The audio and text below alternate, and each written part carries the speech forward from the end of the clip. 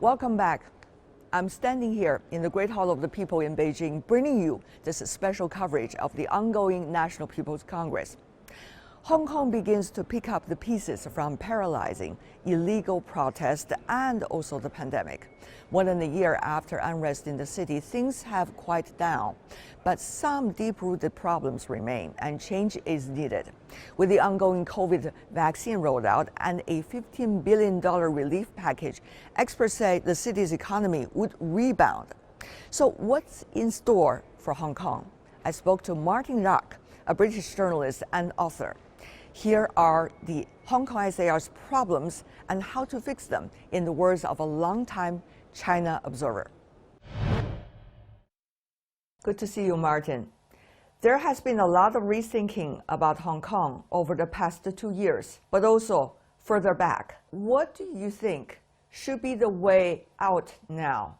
Well, I think that it's certainly true there's been a lot of discussion and rethinking because of events. The present crisis in Hong Kong really started, I think, probably around 2014, when it came to the question of the election of the chief executive and so on. I think up until then, the situation in Hong Kong was relatively stable, but there were deeper problems that had not been addressed, and they've really come to the surface in a big way over the last several years. And so I think on a range of fronts, there needs to be rethinking. Very interesting. Would you like to elaborate upon that? There has been a lot of debate about political systems, elections, but to what you have just said, a deeper rooted economic and social problems that need to be urgently addressed. What are they? Which are you referring to? Is there some real solutions that you already observed in mind? Well, I haven't seen any, but I hope they are under discussion.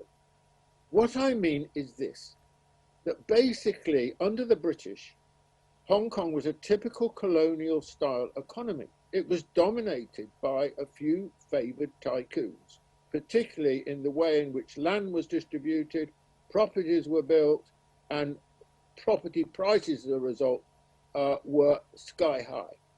And the economy was also typically of a colonial economy, an oligopolistic economy. People go on about how competitive Hong Kong is and so on. That is true only in a small extent. It was really a very oligopolistic economy, which was typical of colonialism, British colonialism, often others as well, but especially British colonialism. And it seems to me these questions have not really been addressed.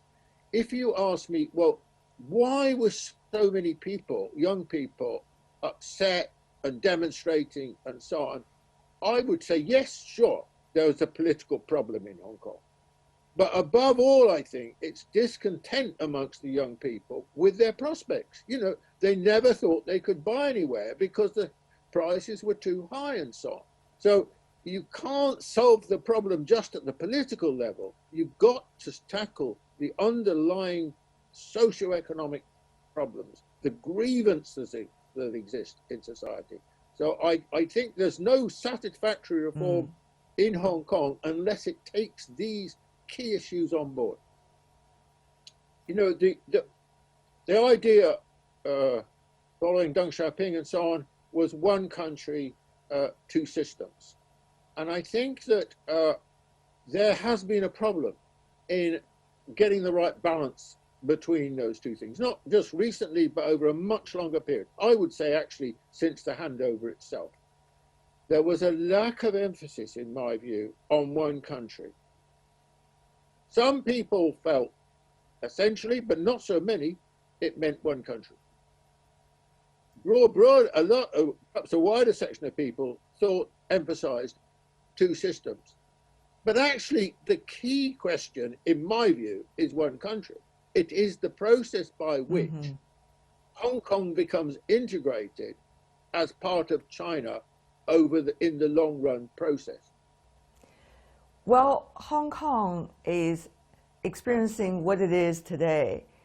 The world is changing very fast. there are a lot of things going on that would have an impact on how people in Hong Kong and beyond are thinking about the whole thing. Help us lighten up the topic for us, please, because there are a lot of things going on. So one would naturally get confused and, shall I say, dissatisfied with realities. I think the underlying process that we're witnessing in the world is the decline of the West. And that, and centrally, of course, to that is the decline of the United States. And we can't understand anything about what's happening now unless we address this question. But it's not really been widely recognized until quite recently, this process. I mean, I wrote about it many years ago, but now it's come to the attention even of the American public. They recognize that America is not what it was, and they don't think it's going to be what it was. Or take European opinion. I mean, there's a very interesting opinion poll not long ago on European opinion, and most Europeans, majority, quite a large majority, think that America is never going to be what it was before. It's going to be much less significant in the world and so on. And more than that, the American political system is in trouble, because in decline, then there's dissatisfaction, there's polarization. We've seen that in the United States, especially during the Trump period, but it continues. So therefore, in some ways, the American political system is paralyzed. Meanwhile, of course, the other great trend of our time is the rise of China, not just the decline of the West, but the rise of China. And so lots of issues, as you say, are being thrown into the melting pot of debate and argument concerning the future. And this, of course, impinges on Hong Kong itself. Given your experience with Hong Kong, what is the best way for Hong Kong to figure out, as part of China, its way forward? What should happen to Hong Kong in the longer run? Well, of course, in my view, in the longer run, it will be integrated in a much fuller way into China. What do I think about Hong Kong's prospects? I think, first of all, I think economically, despite Western sanctions and so on, I think that economically, Hong Kong will continue to prosper as a financial center. It will still, very few firms, it seems, have left Hong Kong. Western firms have left Hong Kong, or for that matter, Japanese or what have you. Most are still there. And there's been a renewed interest in Hong Kong. More Chinese firms are becoming involved in Hong Kong. And that really matters, because the center of gravity of the global economy is shifting away from America towards China.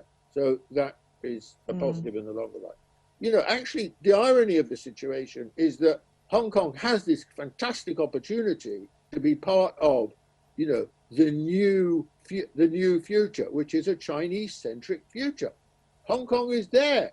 I mean, Hong Kong, in one sense, you could say, got lucky. I don't know, not really lucky, when it got stolen by the British from China. But, now, with the handover in 1997, it got lucky. It's got lucky because the West is in decline and China's on the rise, and Hong Kong is right there on the southern part of China, and it can embrace this opportunity. Okay.